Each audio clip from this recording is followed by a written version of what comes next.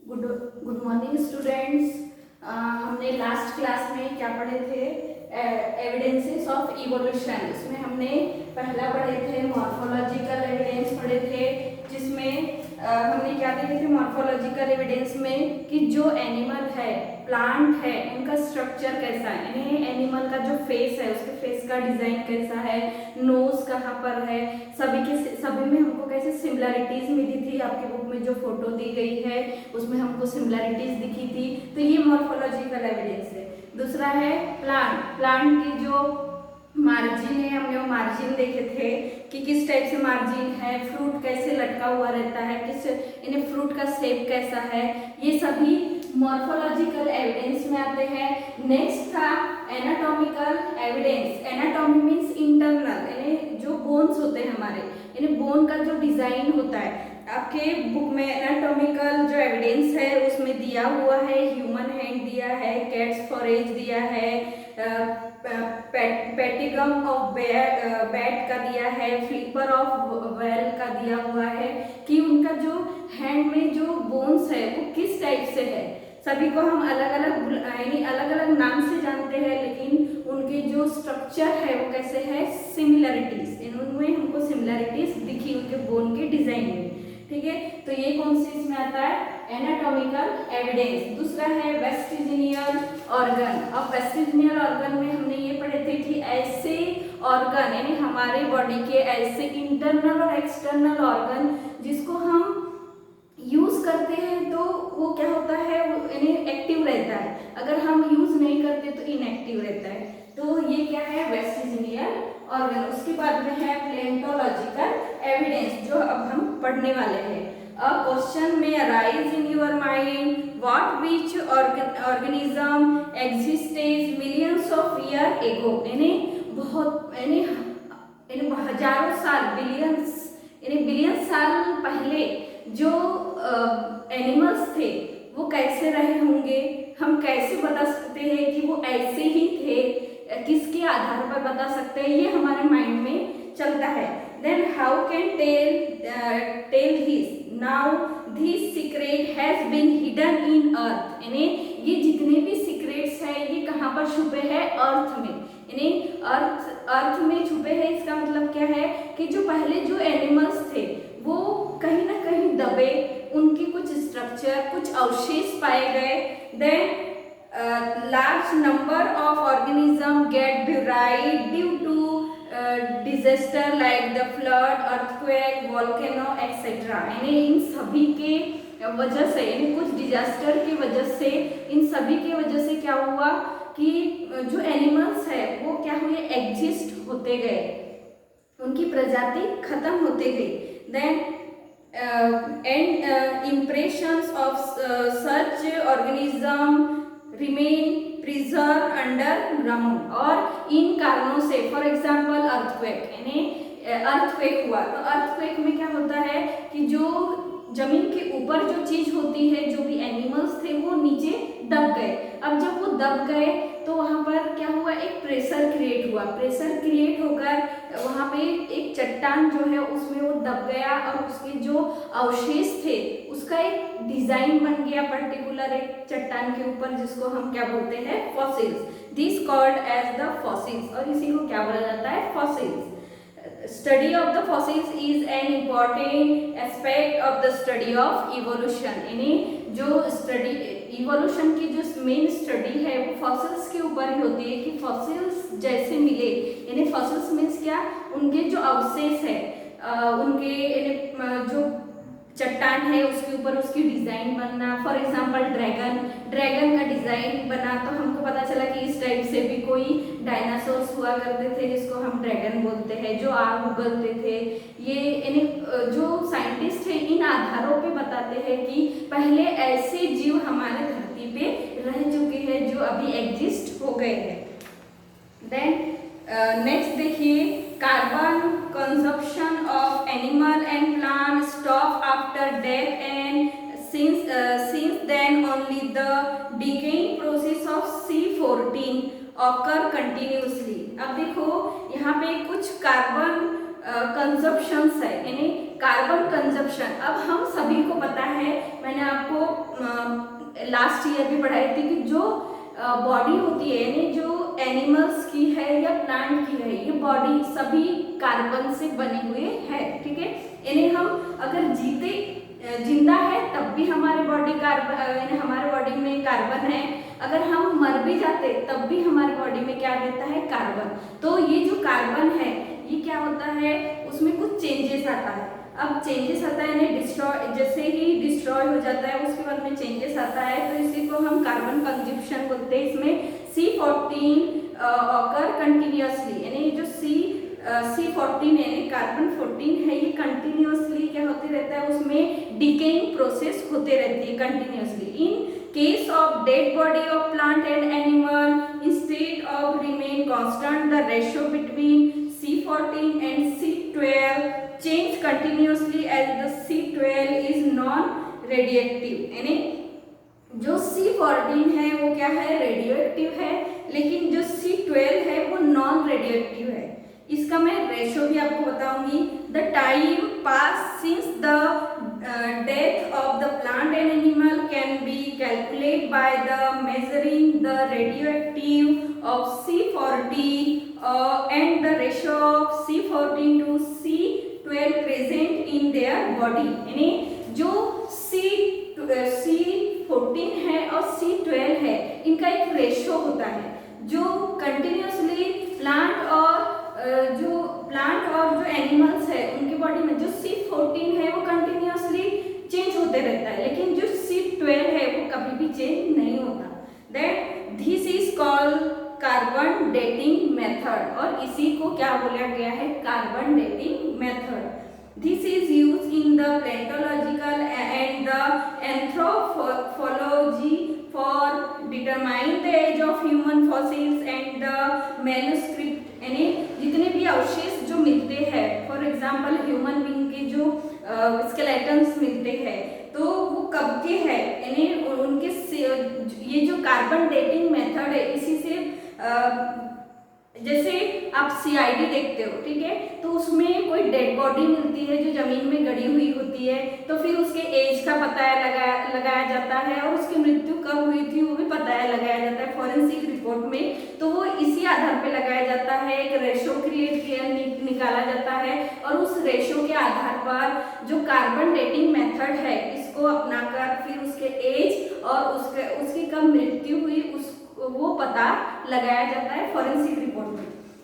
Then once the age of fossils being determined by such technique, it comes easy to deduce their information about other earthwhile organism। और इसी आधार पर दूसरे जो भी जीव या उनके अवशेष पाए गए उनके कार्बन डेटिंग मेथड से ही पता लगाया गया कि ये कब इनकी मृत्यु हुई थी, और ये उनके जो स्केलेटन्स मिले थे उसके आधार पर स्टडी करके कार्बन डेटिंग मेथड से पता लगाया गया कि ये कौन सा जीव था और कब इसकी डेथ हुई। Then it seems that the vertebrate have been slowly originated from the invertebrate, और जो ये वर्टिब्रेट था या इनवर्टिब्रेट था इसका भी पता इसी से लगाया जाता है। देन नेक्स्ट देखिए, कुछ जोन दिए हैं structure of ground level and fossils. सबसे पहला है सिनोजोइक एरिया। सिनोजोइक एरिया में आपको दिख रहा है एव्स, बर्ड्स यानी मैमल्स। देन नेक्स्ट है मीजोजोइक एरिया। मीजोजोइक एरिया में जितने भी रेप्टाइल्स है वो है। नेक्स्ट है प्लेजोइक एरिया जिसमें रेप्टाइल, एम्फीबियंस, फिशेस ये सभी है। अब इसमें वर्टिब्रेट यानी ये कौन से इनवर्टिब्रेट है, ये पूरे जो दिए हुए है स्ट्रक्चर में आपकी इस फिगर में दिया हुआ है। देन नेक्स्ट थोड़ा सा हम इंट्रोडक्शन पढ़ेंगे, carbon dating method, introduction of scientist. Carbon dating method is based upon the radioactive decay of the natural occurring C14 and it is developed by the Willard Libby। यानी जो Willard Libby नाम के जो scientist थे उन्होंने जो radio active जो carbon था C14 उन्होंने क्या किए, कार्बन डेटिंग मेथड के आधार पर उन्होंने उसकी खोज की। He has been awarded with Nobel prize 1960 और इस खोज के लिए उनको नोबेल प्राइज भी दिया गया 1960 में। Then the age of the material determined by this method are the published in the journal radiocarbon और इसी के आधार पर जो यानी डिटरमाइन किया गया है कि जो भी मटेरियल है वो उसकी एज क्या है, कौन से मेथड से, कार्बन डेटिंग मेथड से। देन नेक्स्ट है कनेक्टिंग लिंक, फिफ्थ था हमारा कनेक्टिंग लिंक्स। कनेक्टिंग लिंक्स में observe the following picture and discuss the character observe. आपको 3 अलग अलग फिगर दिए गए हैं, उसमें आपको देखना है कि ये क्या है, आपको ऑब्जर्व करना है। Then some plants and animal so more morphological character by which they can be related to two different group, hence they are called the connecting link। अब कनेक्टिंग लिंक में एनिमल और प्लांट इनको differentiate करके इनका morphological जो characteristic है उसको दर्शाया गया है।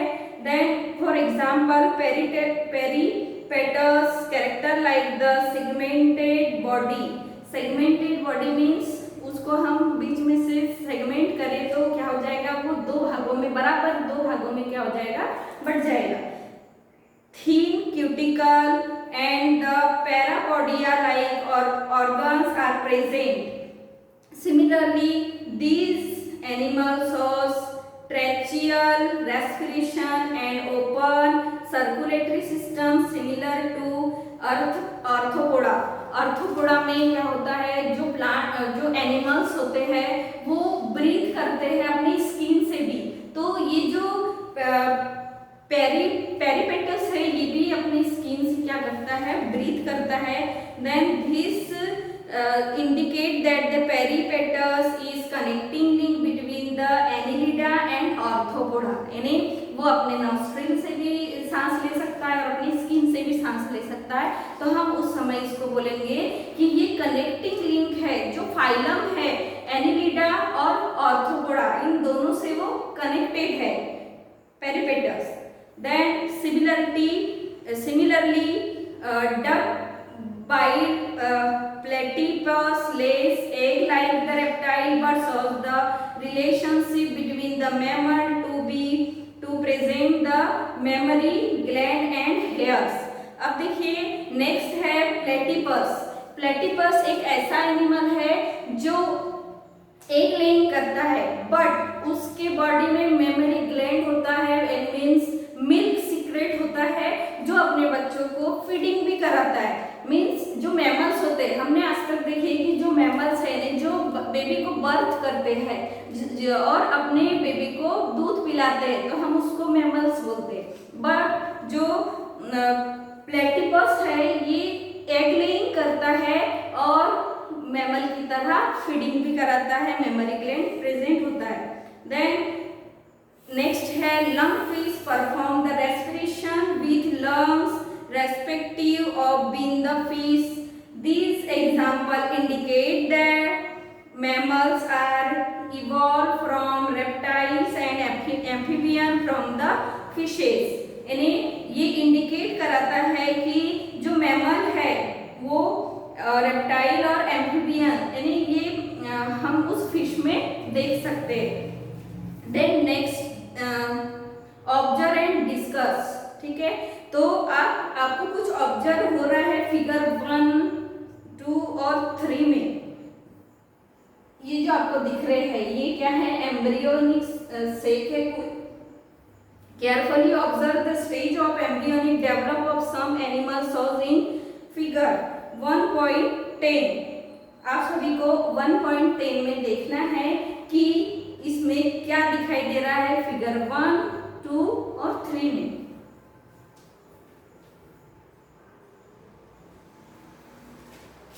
देन सबसे पहला देखो उसमें एम्ब्रियोलॉजिकल एविडेंस, ठीक है। एम्ब्रियोलॉजिकल एविडेंस पढ़ेंगे हम। Comparative study of embryonic development stage of various vertebrate given in the picture shows that all embryo shows extreme similarities during initial stage and those similarity decrease gradually. Similarities in the initial stage indicate the common organic or origin of all these animals. Embryological जो evidence है उसमें हम देख रहे हैं कि जितने भी, पहला क्या है, फिश है, सेकंड क्या है, सैलमेंडर है, टॉर्टाइज है, chicken, P, cow, rabbit and next है जो मेन है।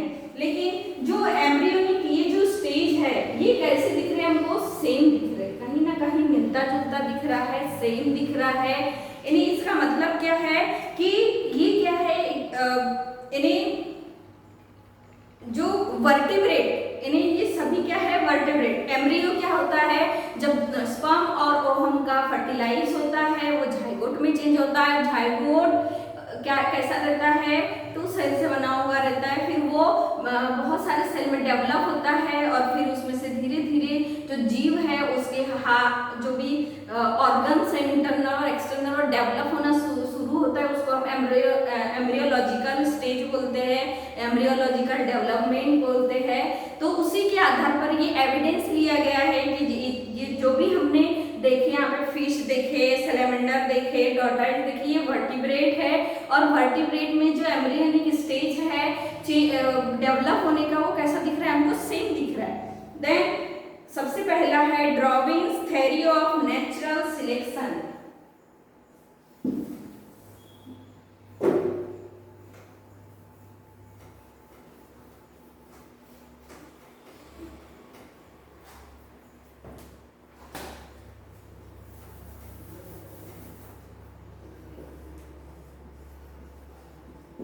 Darwin's theory of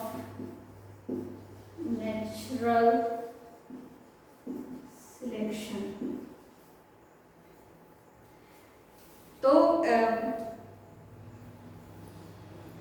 तो ये जो Darwin's theory of natural selection है ये हम नेक्स्ट क्लास में पढ़ेंगे अच्छी तरह से।